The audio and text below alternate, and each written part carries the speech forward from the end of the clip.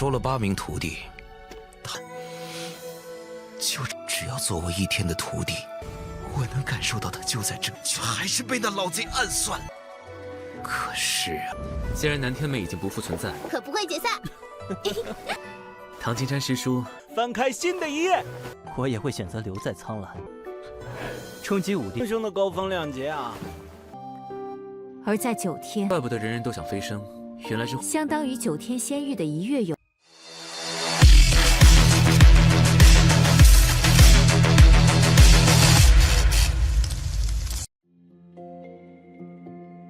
Halo semuanya, selamat datang di Ruang Sinema. Bagaimana kabar kalian semua? Semoga selalu sehat dan baik-baik saja. Sesuai jadwal, jadi pada hari ini kita akan kembali melanjutkan series Donghua Village Battle Spirit episode terbaru, yang mana ini adalah episode yang ke-163-nya. Bagi yang mau bergabung dengan series ini, kita sudah sediakan playlistnya. Jadi kami sudah mudah mencari di mana episode awal dari series ini. Sebelum kita mulai episode terbarunya, kita akan melihat dulu apa saja yang telah terjadi pada episode sebelumnya. Tepatnya pada episode 162. Kemarin, Kinan telah bertemu dengan Dewa Perang. Ia diberitahu kalau Kinan di masa lalu merupakan tuannya. Namun ia tidak dapat memberitahu siapakah dia pada zaman dahulu, karena ini sangatlah tabu. Namun yang pasti mereka berdua akan bergabung. Sementara di sisi luar, Nantianmen dan yang lainnya dikejutkan oleh pengkhianatan yang dilakukan oleh Yang Bao. Pasalnya, ia sudah sangat bosan menjadi pengikut dari Nantianmen. Jadi dia berkeinginan untuk menyerap kekuatannya. Dan begitulah ia bisa menjadi Nantianmen yang baru. Namun semua itu tidak sesuai dengan rencananya, karena Kinan berhasil bebas dan langsung saja melakukan penyerangan kepadanya. Yang Bao sempat percaya diri hingga ditusuk oleh senior buta yang mengakibatkan ia pun harus terluka parah. Dan begitulah Kinan bisa dengan mudah menghabisinya. Kini peperangan pun telah usai dan berhasil dimenangkan oleh kelompok Kinan. Sekarang kita akan melanjutkan episode terbarunya. Yang Gao tidaklah pernah menduga kalau senior buta pernah menjadi orang hebat di alam Wuzu. Berkat Pilin dan Yang, ia berhasil mengembalikan seluruh kemampuannya.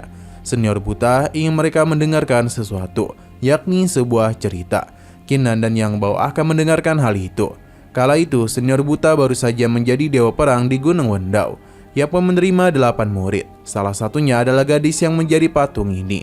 Ia adalah yang paling berbakat. Tapi secara mengejutkan, muridnya itu ingin memutuskan hubungan guru dan murid.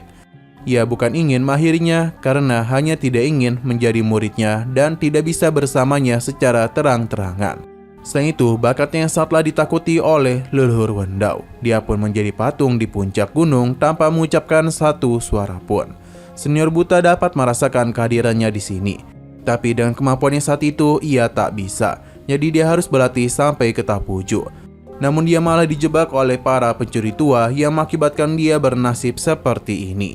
Dan jatuhnya Gunung Wendao, maka dendam mereka pun telah terbalaskan. Ternyata dia itu sudah buta sejak lahir.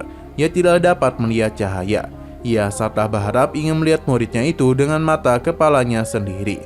Sesuatu pun mulai terjadi kepada senior buta yang membuat mereka terkejut. 收了8名徒弟，他就只要做我1天的徒弟，我能感受到他就在这，却还是被那老贼暗算。可是啊， Kinan menenangkan Yang Gao karena alasan senior buta meminta mutiara Yin dan Yang bukan untuk memulihkan kultivasinya, melainkan untuk menggunakan teknik terlarang demi bisa melihat cahaya sekali. Yang Gao bingung padahal seniornya itu sudah sangat kuat. Namun mengapa dia rela mengorbankan nyawa hanya demi membuka mata dan melihatnya? Ini terjadi karena senior buta sering mendengar kalau muridnya sangatlah cantik, apalagi ketika tersenyum. Dulu dia hanya bisa mendengar suara tawanya saja. Namun ketika dia tak bisa mendengar suara tawanya itu, ia merasa sudah mati. Senior buta tidak peduli jika tindakannya dianggap tak berguna. Karena bagaimanapun, muridnya itu sudah tak bisa tersenyum lagi untuknya. Jadi untuk terakhir kalinya, dia ingin melihat sosok muridnya itu. 如此强大，足以感悟出他的而是为了施展这门禁术。他笑起来最好看。 Padahal senior buta pun bisa melihat wajah muridnya.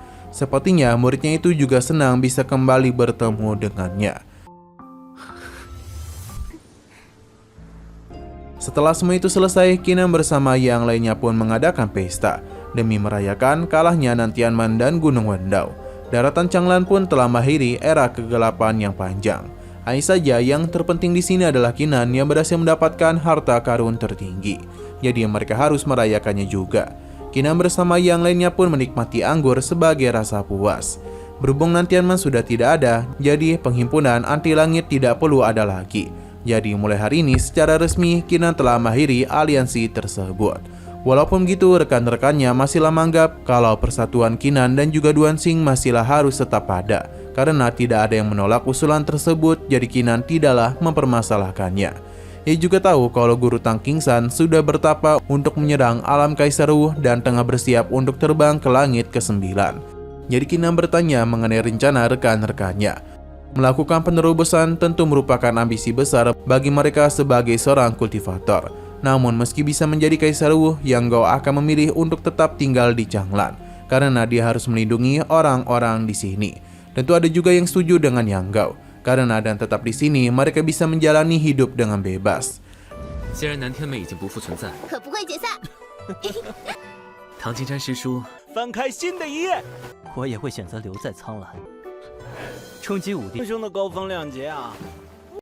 Di tengah semua itu, Qinan tiba-tiba saja dipanggil masuk oleh gadis harta, di mana ia itu tak terbiasa di tempat ramai. Alasannya memanggil Qinan adalah untuk berpamitan, karena gadis harta berencana untuk pergi. Beberapa hari ini dia telah mengikat peraturan dasar langit dan bumi, supaya tidak ada lagi Nantianman selanjutnya. Namun dia juga merasakan kalau di balik gerbang langit selatan masih ada kekuatan 9 langit yang sedang dikendalikan. Pada wilayah Dewa Langit ke-9 dikenal sebagai alam atas. Lantas bagaimana mungkin mereka menginginkan dunia kecil ini? Gadis harta akan berdiri di depan. Setahu dirinya, hari di benua Changlan setara dengan bulan 1 di wilayah Dewa Langit 9. Jika waktu di sini adalah sungai kecil yang mendesak, maka di 9 hari merupakan sungai besar yang bergelombang. Qinan akhirnya paham, jadi inilah alasan mengapa semua orang ingin menjadi dewa. Karena untuk mengganti cara mendapatkan umur panjang. Setelah gadis harta hidup kembali, dia mengingat satu hal. Ia memberikan beberapa gua aura spiritual yang dulu dirinya tinggalkan. Gadis harta meminta Qinan untuk membawa teman-temannya pergi ke gua tersebut dan segera menjadi lebih kuat, karena dia itu akan menunggu Qinan di langit ke-9. Selain itu, ia juga menyesal Jiang Bilan mati karenanya. Karena itulah gadis harta akan menemukan cara untuk bisa menghidupkannya kembali. Jadi, kristal kematian Jiang Bilan harus dirinya bawa. Qinan yang hendak mengejarnya justru malah terjatuh dari tempat makannya. 而在9天，怪不得人人都想飞升，原来是相当于9天仙域的1月有而死，理应由我为他飞升。我在9天。 Melihat apa yang dialaminya tentu saja membuat rekan-rekannya terkejut. Qinan pun agak malu, tapi dia segera tenang dan mempersilahkan mereka untuk membuat pilihannya sendiri. Karena selama ia masih memiliki sebuah kekuatan, maka Qinan berjanji akan membawa mereka menikmati semua harta yang ia miliki. Nah, sayang sekali lagi seru-serunya, episodenya pun harus bersambung dulu. Oke, sekian dulu pada video kali ini. Untuk video selanjutnya akan segera hadir.